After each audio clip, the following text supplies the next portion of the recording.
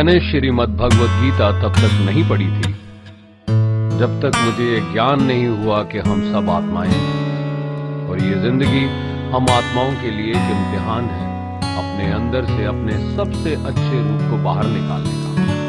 और भगवद गीता इस इम्तिहान को पास करने की एक अहम किताब है।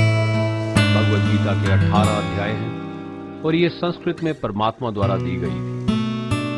समय के साथ संस्कृत भाषा रोजमर्रा की जिंदगी से निकल गई और ये ज्ञान मनुष्य से दूर हो गया।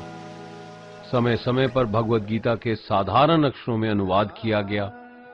इसी कोशिश को आगे बढ़ाते हुए आने वाले 9 मिनटों में भगवद गीता के कुछ अहम हिस्सों को अपने गुरु के आशीर्वाद से एक आसान रूप में मैं अपने 7 बिलियन भाई बहनों के चरणों में समर्पित कर रहा हूं।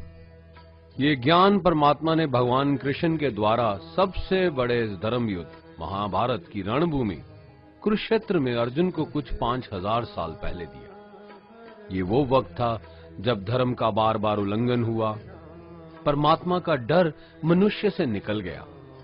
लालच की होड़ में भाई ने भाई को मारने की कोशिश की और यही नहीं, एक ब्याहता औरत को भरी सभा में अपने बड़ों के सामने अपमानित किया गया।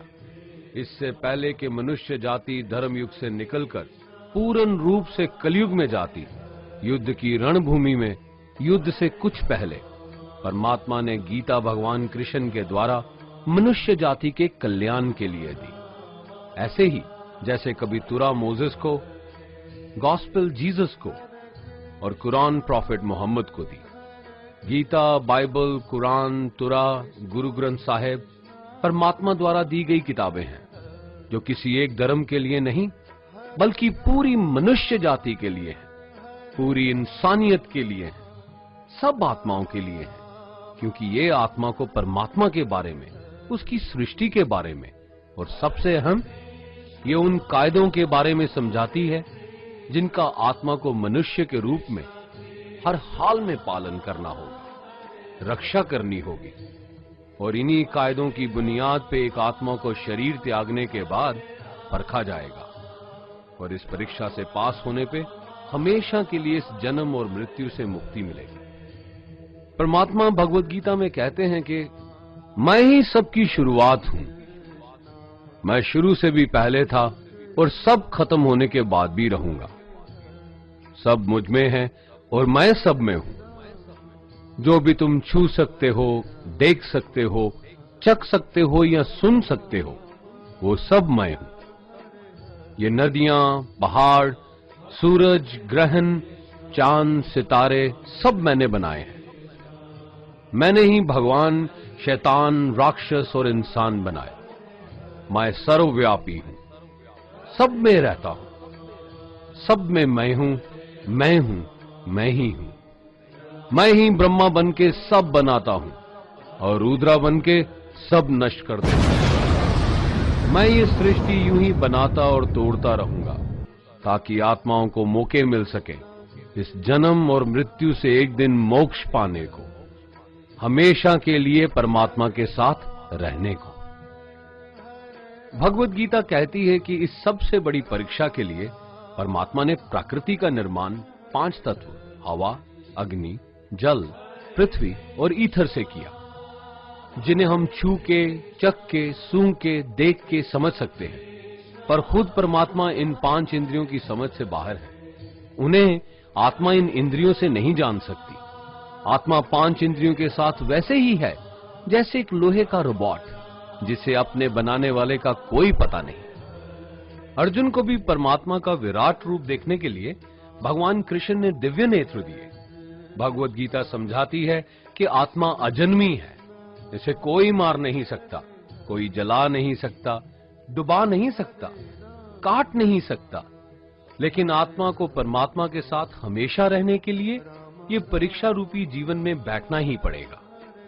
इस परीक्षा के लिए परमात्मा से बिछुड़ के आत्मा को पृथ्वी पे किसी न किसी रूप में जन्म लेना पड़ता है और 88 करोड़ योनियों को जीने और भोगने के बाद एक आत्मा को मनुष्य का शरीर और दिमाग मिलता है इस सबसे बड़ी मर्यादाओं की परीक्षा में बैठने के लिए। हर मनुष्य को इस पूरी परीक्षा के दौरान तरह तरह की अच्छी और बुरी भावनाओं के चक्रव्यूह में अपने ही भाई बहन या मित्रों के साथ डाला जाता है, जिसमें हर आत्मा को अपने अंदर के तामसिक और राजसिक अवगुणों से निकल के सात्विक जीवन में प्रवेश करने के मौके मिलते हैं। हमारे तामसिक गुण वो हैं जो हमारे अंदर हीन भावना पैदा करके हमें खुद को उदास और नुकसान पहुंचाते हैं, और हमारे राजसिक गुण हमें ईर्ष्यालु और लोभी बना के दूसरों के प्रति नुकसान पहुंचा सकते हैं। इस परीक्षा के दौरान हर आत्मा को तामसिक और राजसिक गुणों को खत्म करके अपने सात्विक गुणों से परिचित होना पड़ेगा। सात्विक गुण वो हैं जो आत्मा को अपने आसपास की हर चीज से जोड़ें और उन्हें प्यार करना सिखाते हैं। परीक्षा के दौरान हर आत्मा को जीवन के चारों स्तंभ धर्म, अर्थ, काम और मोक्ष का ज्ञान पाके ही मुक्ति मिलती है। यही वो द्वार हैं जिन्हें समझ के ही आत्मा परमात्मा को समझ सकती है।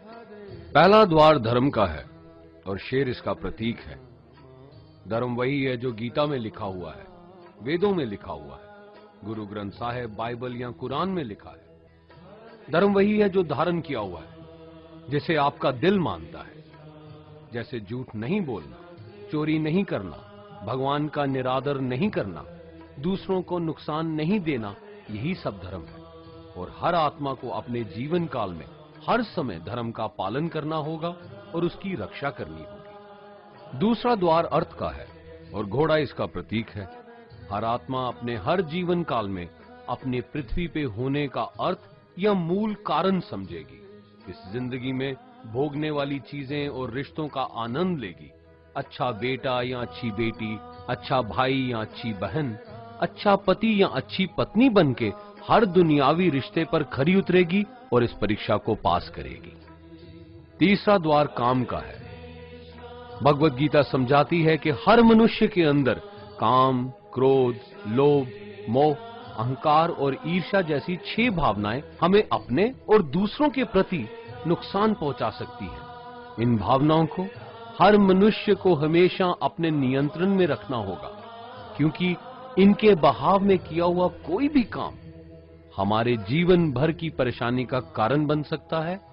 और एक आत्मा संतोष और सादगी से इन भावनाओं पे हमेशा के लिए विजय पा सकती है। चौथा स्तंभ मोक्ष का है और हाथी इसका प्रतीक है। इस परीक्षा रूपी जीवन में हर मनुष्य हर समय कुछ इच्छाएं रखता है।